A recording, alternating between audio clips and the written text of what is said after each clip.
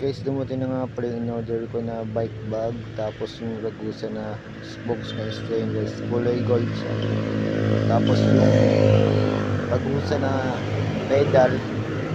Alloy at silvering na nga pala siya yung pedal. Tapos sa mga gusto umorder ay ang shop nila ay Agent Bike Shop.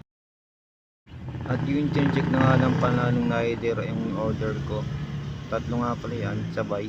Unbox tayo ng Ragusa spokes stainless. Nabili ko nga pala ito sa TikTok, 276 pesos. And then kinichilyo ko na nga lang pala kasi napakapakal ng tape at yung pagkabalot niya. Binilang ko na nga rin pala dyan kung 72 pieces ito. At ang size nito ay 27.5. Meron na rin siyang tornilyo na kasama dahil para doon nga ikakabit yung spokes natin. Hindi ko nga pala muna ito may kakabit sa wheelset natin dahil kasi wala pa tayong pang bayad sa magkakabit. Sa shop na lang natin ipakakabit. Pati yung pedal na nabili natin kulay orange. Medyo madilim kasi pinatay ko yung ilaw kasi tanghaling tapat yan, mga alauna. Mainit kasi sa bahay namin kasi mababa yung bubong. Yan, meron siyang mga tornilyo. Pinila ko nga rin yan, 72 pieces din yan.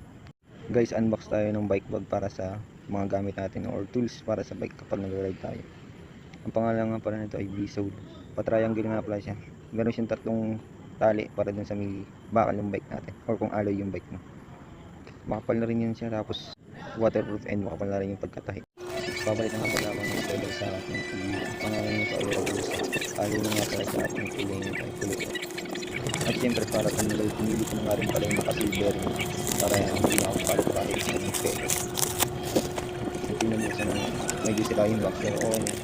May takip nga pala yung pinaka-ikutan niya, yung sa dalpak na sa may bracket.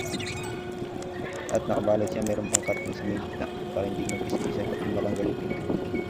Yung pinapakita ko nga kung silver nga, bubuksan natin yung takip na yun para makita kung silver.